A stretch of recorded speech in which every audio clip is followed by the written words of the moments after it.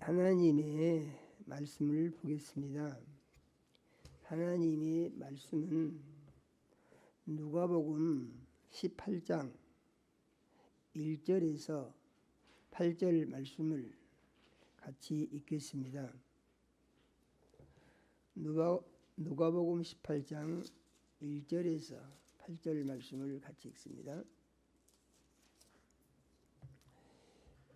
같이 읽겠습니다. 예수께서 그들에게 항상 기도하고 낙심하지 말아야 할 것을 비유로 말씀하여 이르시되, 어떤 도시에 하나님을 두려워하지 않고 사람을 무시하는 한 재판장이 있는데, 그 도시에 한 과부가 있어 자주 그에게 가서 내 원수에 대한 나의 원한을 풀어주소서 하되, 그가 얼마 동안 듣지 아니하다가 후에 속으로 생각하되, 내가 하나님을 두려워하지 않고 사람을 무시하나 이 과부가 나를 번거롭게 하니 내가 그 원한을 풀어주리라. 그렇지 않으면 늘 와서 나를 괴롭게 하리라 하였느니라. 주께서 또 이르시되, 불의한 재판장이 말한 것을 들으라. 하물며 하나님께서 그 밤낮 부르짖는 대가신 자들의 원한을 풀어주지 아니하시겠느냐? 그들에게 오래 참으시겠느냐? 내가 너희에게 이르노니 그 원한을 풀어주시리라. 그러나 인자가 올 때에 세상에서 믿음을 보겠느냐 하시니라. 아멘.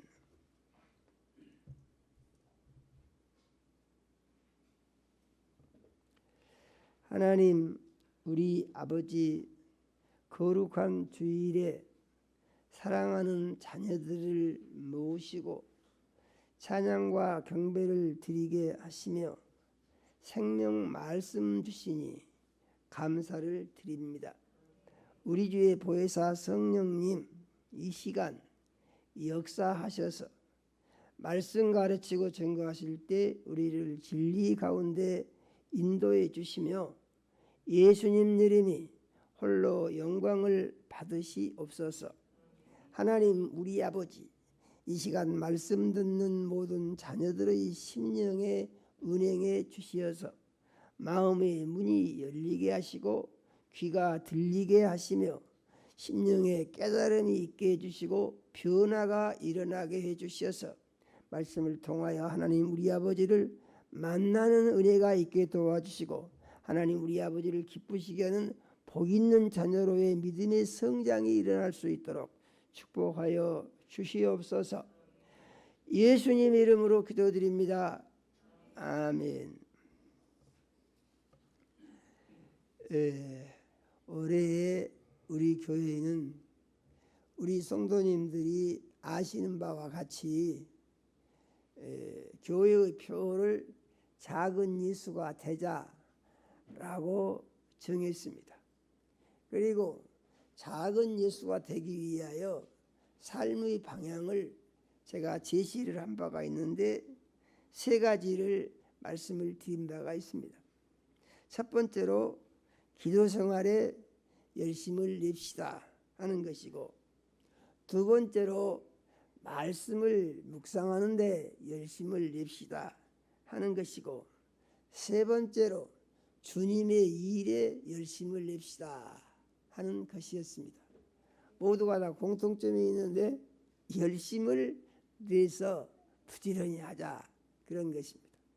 오늘은 이 기도 생활에 열심을 내는 일에 대해서 하나님의 말씀을 중심으로 어떻게 우리가 기도를 열심히 하면서 작은 예수가 되기 위한 수고를 하고 노력을 해서 우리의 삶 가운데 결론은 예수님의 모습이 나타나게 살아야 된다, 그런 말입니다. 예수님의 모습이 나타나게. 그래서 사람들이 우리의 삶의 모습을 보고, 아, 저분 교회 다니는 분인데 참 우리와 뭔가 다르다, 이런 느낌을 줄 수 있으면은 하나님이 기뻐하시는 작은 예수의 모습이 나타나고 있다라고 진단을 할 수가 있는 것이다. 이렇게 생각을 하면 좋겠습니다. 오늘 말씀을 보니까 항상 기도하고 그랬습니다. 항상 기도하고, 이는 기도를 계속해서 해야 된다 이런 말이죠. 그래서 데살로니가 5장 17절의 말씀을 보게 되면은 이 부분에 대해서 쉬지 말고 기도하라 이렇게 말씀하고 있는 것을 볼 수가 있습니다. 그래서 항상 기도하고 낙심하지 마라. 낙심하지 마라. 그러면은 기도할 때는 뭘 가지고 기도하겠습니까?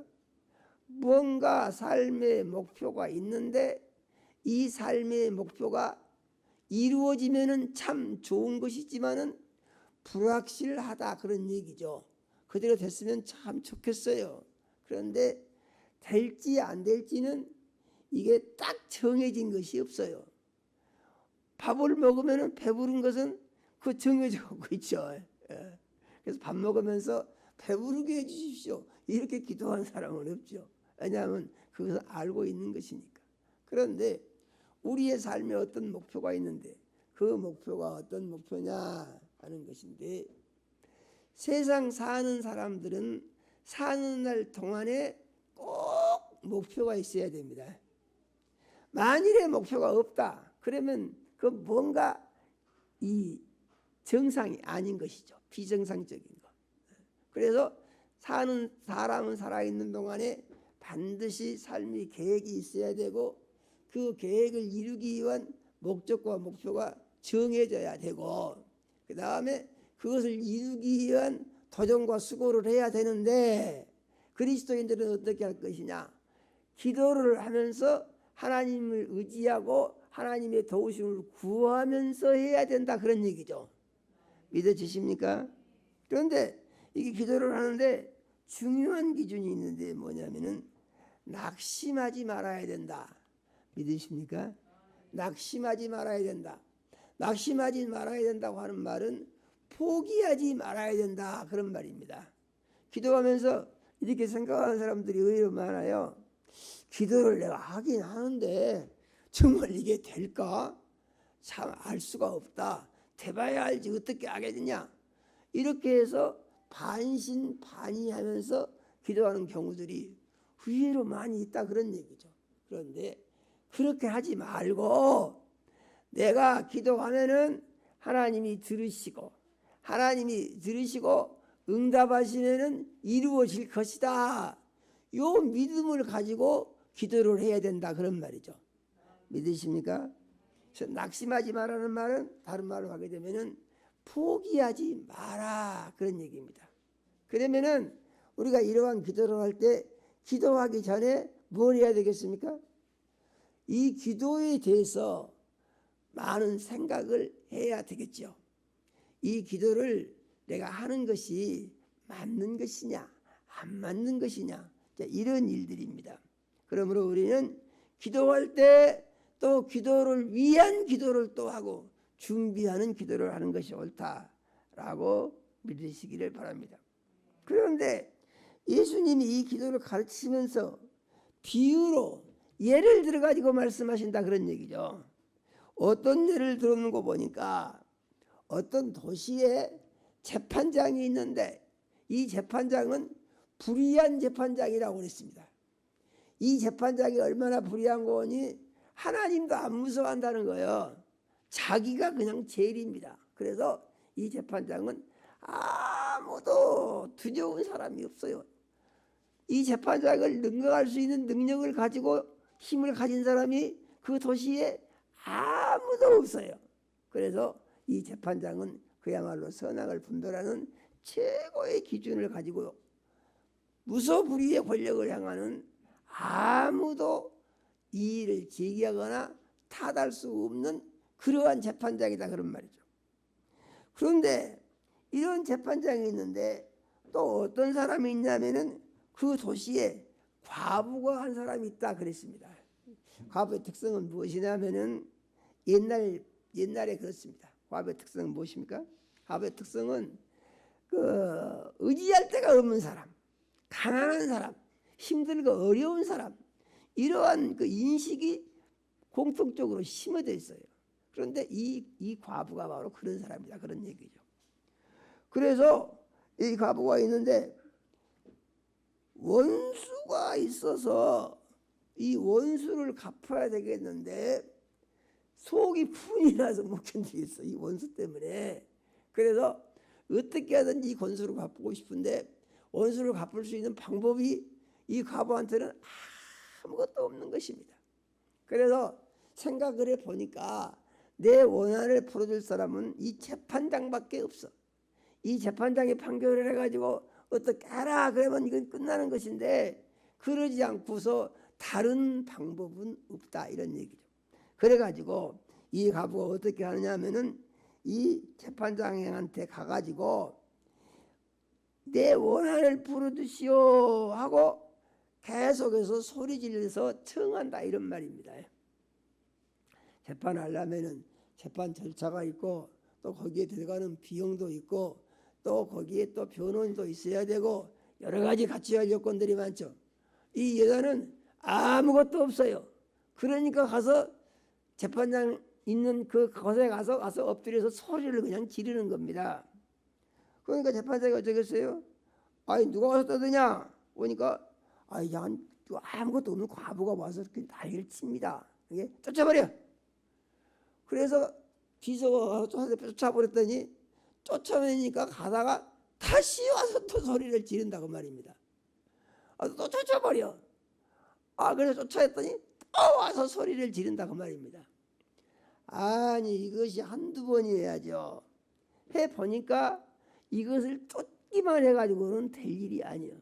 그리고 이 불의한 재판장이 뭐가 있냐면은 자꾸 와서 소리를 질러대니까 이 피곤하다, 이 말입니다. 이 신경이 쓰여. 그래가지고 참 귀찮아. 그리고 이 여자 때문에 자기가 뭘 하려고 하다가 사람이 생각하는 거 있잖아요. 와서 소리 지르게 되면은 생각이 그냥 제대로 안 돌아가고 장애가 많아. 그래서 이제 과부가 힘든데 상대적으로 가서 소리를 지르니까 이제 재판장이 힘든 상태가 된다는 얘기죠. 그래서 이 재판장이 무슨 생각을 하냐 하면은 이 원한을 내가 풀어줘야지, 이대로 놔둬가지고서는 안 되겠다. 안 되는 이유가 무엇입니까? 내가 피곤해서 못 견디겠어. 아니 애지간히 와서 소리를 질러대야지. 저거 그런다고 해서 배 죽이도 못하는 것이고. 그래가지고 결론은 어떻게 내립니까? 내가 원한 풀어줘야지, 안 되겠다. 만일에 그렇지 않으면은 늘 와서 나를 괴롭게 하겠구나. 그러니까 내가 괴로워서 못 견디겠으니까 풀어주겠다, 이런 얘기죠. 그런데 예수님이 이 불의한 재판장의 예를 들어서 말씀을 하시면서 뭐라고 말씀하시느냐? 불의한 재판장이 말한 것을 한번 생각을 해봐라. 들어봐라. 하물며 하나님께서 밤낮 부르짖는 택하신 자들의 원한을 풀어주지 아니하시겠느냐?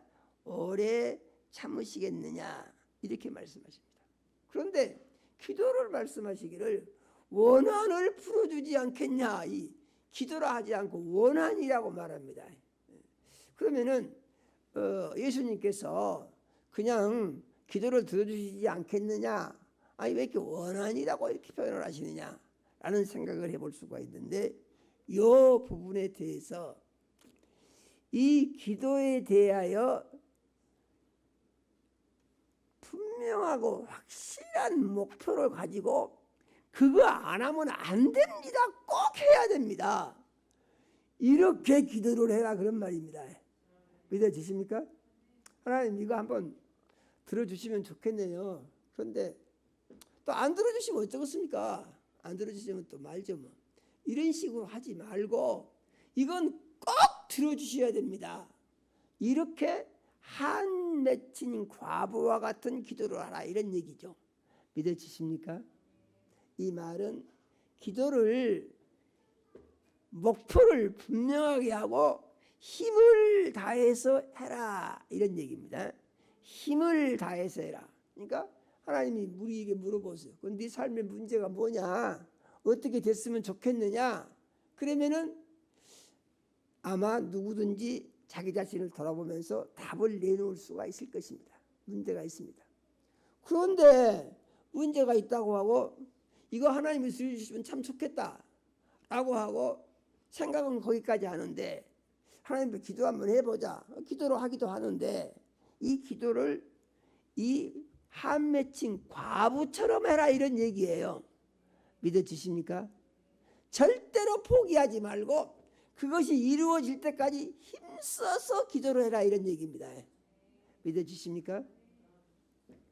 우리가 작은 예수가 되는 데 있어서 이와 같이 한 맺힌 과부와 같은 기도를 할 수가 있으면 우리는 다 작은 예수가 될 수 있을 것으로 저는 생각을 합니다. 할렐루야. 예. 하나님께서 너희 원한을 풀어주시지 않겠느냐? 속히 풀어주시리라 그랬어요. 믿으십니까?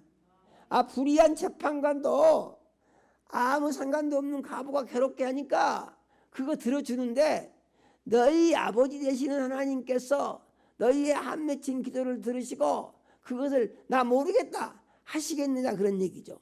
그러면 하나님이 우리의 기도를 들으시고 해결해 주실 수 있는 능력이 있는 분이냐, 이런 것이죠.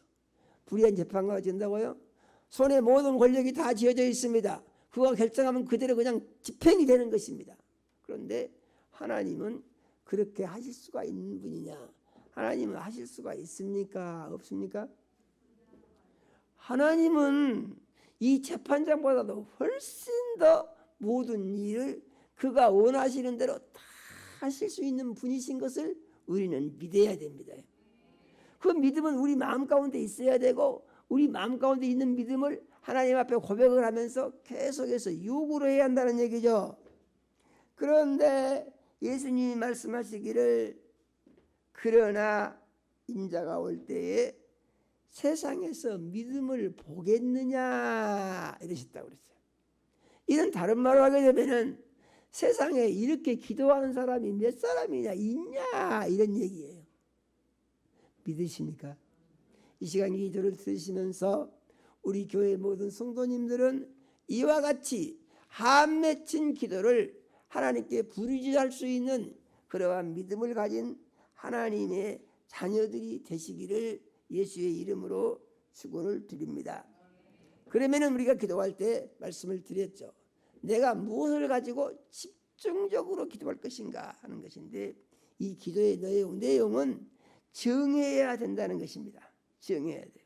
그래서 기도의 내용을 정하는 데 있어서 어떻게 정하는가 보니까 그때 상황에 따라서 해결해야 할 문제들이 따라다닌다, 그런 말입니다.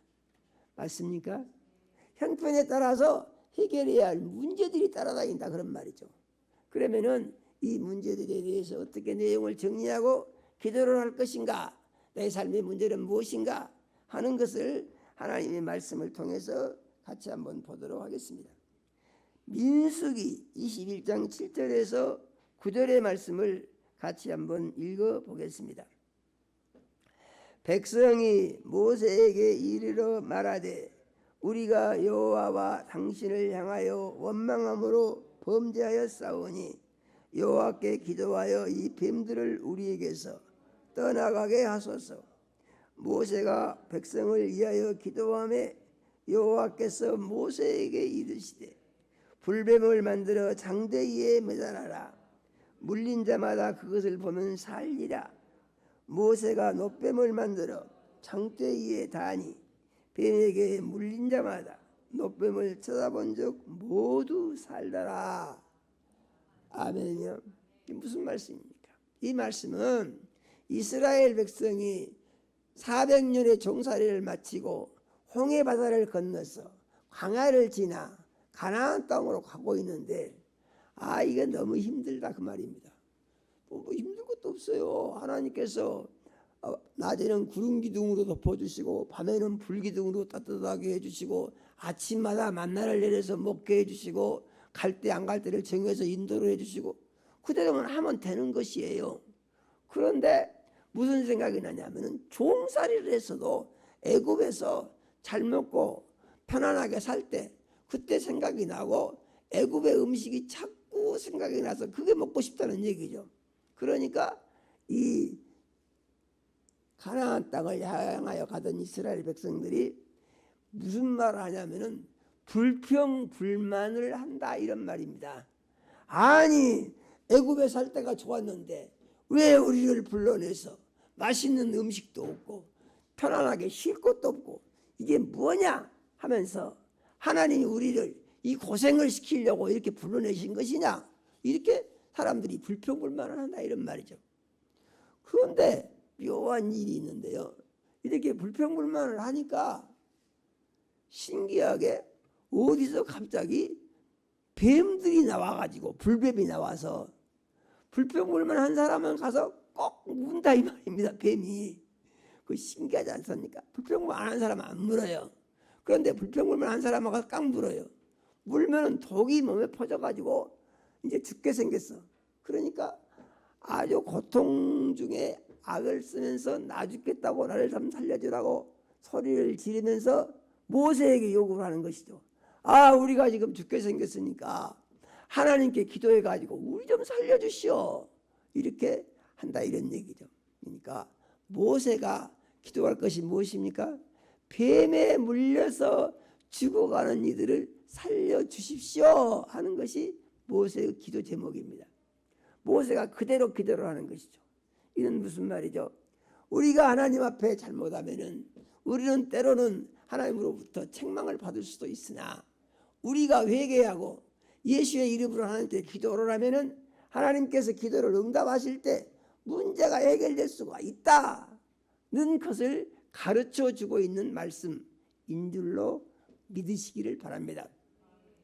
모세가 이 사대가 하나님께 그대로 기도를 했더니 하나님께서 즉시 응답을 주시는데 뭐라고 하시냐면은 그 불뱀을 만들어서 장대에다가 매달아라.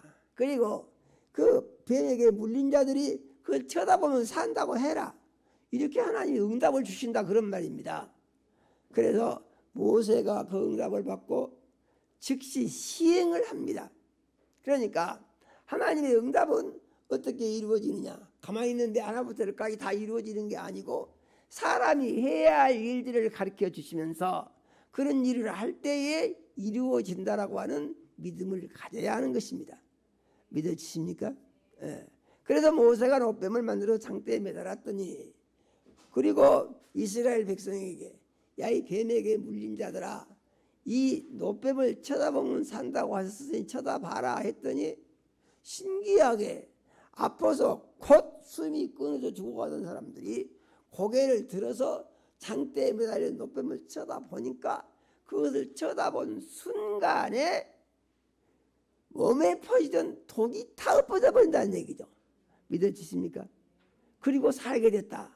이러한 말씀입니다. 우리는 기도할 때 하나님의 신비한 능력을 믿고 하나님께서 원하시는 것을 이루기 위하여 목표를 세우고 기도하는 이런 기도가 필요하다라는 사실을 믿으시기를 바랍니다. 이제 이것은 구약 성경의 예고 예수님이 오신 이후에 또 어떤 일이 있었는가 한번 성경을 보도록 하겠습니다. 사도행전 10장 4절에서 6절의 말씀을 같이 한번 읽어보겠습니다. 고넬료가 주목하여 보고 두려워 이르되 주여 무슨 일이니까? 천사가 이르되 내 기도와 구제가 하나님 앞에 상달되어 기억하신 바가 되었으니 내가 지금 사람을 요바에 보내어 베드로라 하는 시몬을 청하라. 그는 무두장이 시몬의 집에 유숙하니 그 집은 해변에 있다 하더라. 아멘. 이게 무슨 내용입니까? 고넬료라고 하는 것은 고넬료라고 하는 사람은 로마 군대의 백부장이다 그랬습니다. 지금으로 치면은 중대장쯤 되는지 모르겠어요. 상당히 계급이 있는 사람입니다. 백부장이라는 것은 부하가 100명이다 그런 말입니다. 그래서 이 로마 군대의 백부장인 고넬료가 이제 파송을 받아가지고 이 이스라엘에 와서 그 통치하는 일을 하는데 협조적인 일을 군사력을 가지고 하는 것입니다. 그런데 보니까 사람이 사는 게 참 혼미해요. 로마 황제면 최고 같으죠. 그런데 어느 날 얘기를 들어보니까 황제가 암살당했대요. 그래가지고 사라졌습니다. 다른 황제가 들어와서 최고 권력을 행사하는 것 같은데 보니까 또 반란이 일어나가지고 또 넘어졌대요. 보니까 세상에 믿을 것이 없습니다. 보니까 그래요. 세상 사람들이 세상의 부귀와 영화와 권력을 탐하면서 그것을 이루는 데다가 온 힘을 기울이고 있는데 그것이 허망하다 하는 것을 고넬료라는 사람은 안 것이에요. 이 사람은 이방인이에요. 하나님께서 특별하게 그에게 무슨 주신 은혜도 없어요. 그런데 인생사가 살아보니까 이게 믿을 것이 아무것도 없다. 그래서 찾은 것이 뭐냐? 예수님을 찾은 것이에요. 믿어지십니까? 예수님을 찾은 것이에요. 그래서 이런 누구한테 전도도 안 받았는데 예수님을 의지하고 싶은 마음이 생겨가지고 집에서 날마다 가족을 모으고 또 아는 사람들을 모아서 하나님께 예배를 드리고 기도를 했다 이런 말입니다. 믿어지십니까? 기도하는 거예요. 예배를 드리고 기도하는 것이 그렇게 중요한 거예요. 그랬더니 이 고넬료가 원하는 것은 어떻게 하면 그런데 구원을 받느냐, 어떻게 하면 저 천국에 가서 영원히 살 수 있느냐, 이런 마음이 생기는 것입니다. 세상 것은 어떤 거라고요? 세상 것은 의지할 것이 못 돼. 세상에서 만족도 없어, 기쁨도 없어. 보니까 영원한 나라가 있는데 그 나라 어떻게 하면 가냐 해서 계속해서 기도하고 있는데 하나님께서 고넬료의 기도를 들으시고 천사를 보냈다 그랬습니다. 믿으십니까? 천사를 보냈다. 우리는 기도할 때 하나님이 들으시고 하나님이 응답을 해 주신다고 하는 확실한 믿음을 가진 그리스도인이 꼭 돼야 되는 줄로 믿으시기를 바랍니다. 그런데 하나님께서 천사를 보내가지고 어떻게 응답을 주시는 거니? 베드로라는 시몬을 정하라. 그는 이제 욥바의 해변가에 무두장이는 그 가죽 일을 하는 사람입니다. 무두장이 시몬의 집에 있는데 그 집은 바닷가에 가 있다. 그리 사람을 보내서 청하여 그 베드로의 말을 들으라. 이렇게 하나님이 천사를 보내서 응답을 해주시는 것이었다. 이런 얘기죠. 믿어주십니까? 그러므로 우리는 기도할 때에 기도의 내용은요, 사람의 사정과 형편에 따라서 여러 가지들이 있을 수가 있는데 어떤 문제가 있다고 하더라도 하나님 앞에 목표를 정하고 어떻게 기도하라고요? 이 한 맺힌 과부처럼 열심히 기도를 하면은 하나님께서 그 기도를 들으시고 반드시 응답을 주시고 해결해 주신다고 말씀하신 것을 우리는 믿어야 하는 것입니다. 그러면은 우리는 기도를 할 때에 기도하는 마음이 어느 정도야 되느냐 하는 것인데 기도할 때는 목숨을 걸고 해야 된다. 할렐루야요. 목숨을 걸고 해야 된다. 사람의 이목을 의식하지 말고 사람을 두려워하지 말고 해야 된다. 그래서 기도하는 것에다가 모든 것을 집중할 수 있는 이런 신앙을 가져야 된다라고 말씀하신 것을 볼 수가 있습니다. 다니엘서 6장 구약성경이요. 다니엘서 6장 10절의 말씀을 한번 같이 읽어보겠습니다. 다니엘이 왕의 조서에 도장이 찍힌 것을 알고도 자기 집에 들어가서는 이방에 올라가 예루살렘으로 향한 창문을 열고 전에 하던 대로 하루에 3번씩 무릎을 꿇고 기도하며 하나님께 감사하였더라. 아멘요. 네.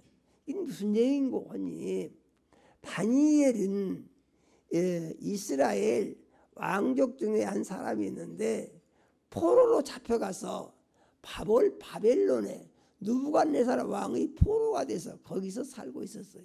그런데 하나님이 신비하고 놀라운 능력은 무엇인고 보니까 그렇게 포로로 잡혀가 있었지만은 거기에서 하나님을 열심히 믿고 섬기며 기도하니까 다니엘에게 하나님께서 뛰어난 지혜를 주시고 능력을 주시고 영역을 주신다 그런 말이죠.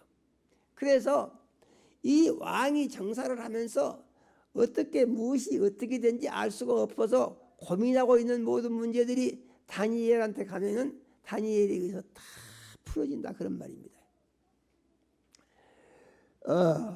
이 다니엘이 기도를 하는 내용인데요. 이건 무슨 기도냐? 이제 왕권이 느부갓네살 왕에게서 그 아들에게로 갔다가 이제 메대 사람 다리오에게 넘어갑니다. 얘기를 하려면 이제 시간이 많이 걸리죠. 다리오에게 넘어가요. 그래서 다리오가 이제 느부갓네살 바벨론 왕국을 접수해서 120도를 다스리고 거기에 총리 셋을 세웠는데요. 그 중에서 보니까 다니엘이 최고입니다. 그 갈대아인들이 있는데 그들보다는 다니엘의 지혜가 훨씬 뛰어나요. 그러니까 다리오 왕이 생각하기를 이 사람을 이제 가장 수석 총리로 세워서 이 다니엘이 모든 것을 결정하게 하면은 나라가 평안하게 잘 나가겠다 이렇게 생각을 한 것입니다. 그래서 다니엘을 이제 최고의 총리로 다리오 왕이 임명을 했어요. 그런데 이 갈대아 사람들이 생각을 하니까 아니 이방인 조그만 나라에서 포로로 잡혀온 놈을 우리 머리에다 앉혀놓고 우리를 다스리라고 하니까 이거 속상하고 기분이 나빠서 안 돼.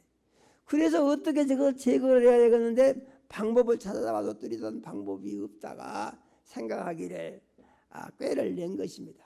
우리가 왕에게 가서 말을 해서 앞으로 30일 동안 왕 외에 다른 어떤 신에게나 어떤 곳에 빌거나 요구를 하거나 하는 사람은 사자굴에다가 집어넣는 법을 정해서 이 온 나라가 왕을 신처럼 모시고 섬기게 하는 이러한 제도를 만듭시다.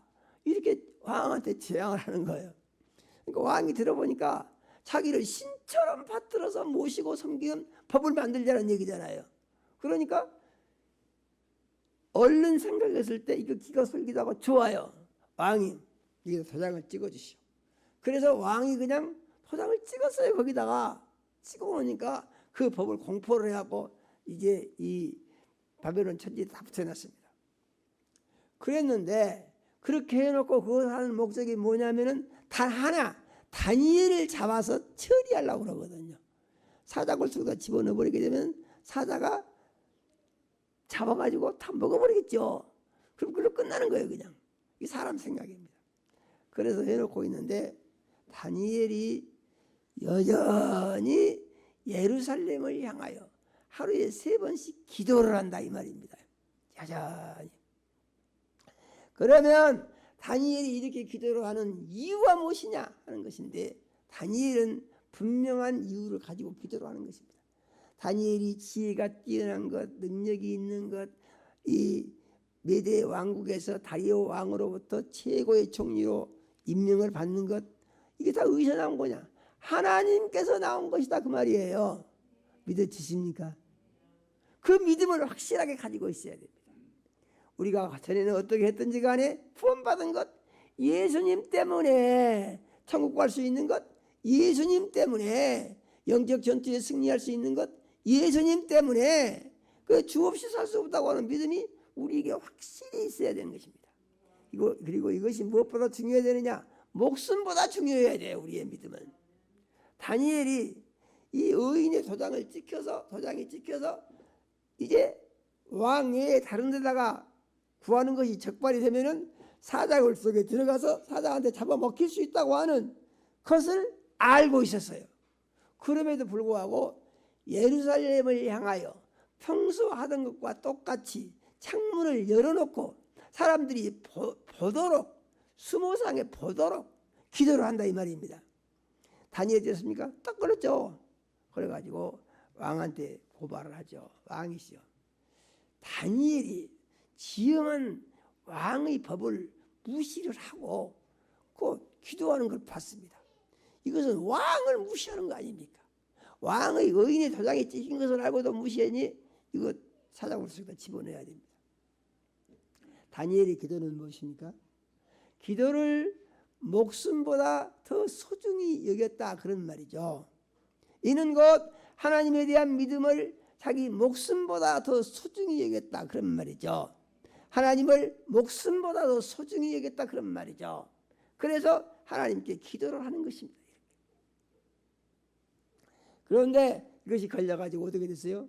사자굴 속에 들어가죠. 다니엘이 사자굴 속에 들어갔는데 어떻게 됐습니까? 하나님이 천사를 보내서 사자들의 입을 봉해버렸다 그랬습니다. 믿어지십니까? 사자들이 다니엘이 들어오니까 아이 좀 먹잇감이 하나 왔구나, 덜썩 잡아먹어야지 하고 잡아먹으려고 보니까 발도 안 움직여지고 입도 안 벌려지고 눈만 깜빡깜빡하고 보고 있다는 얘기죠. 이게 무엇입니까? 하나님의 능력이죠. 믿으십니까? 우리는 하나님의 전능하신 능력을 믿는 그리스도인이 돼야 돼요.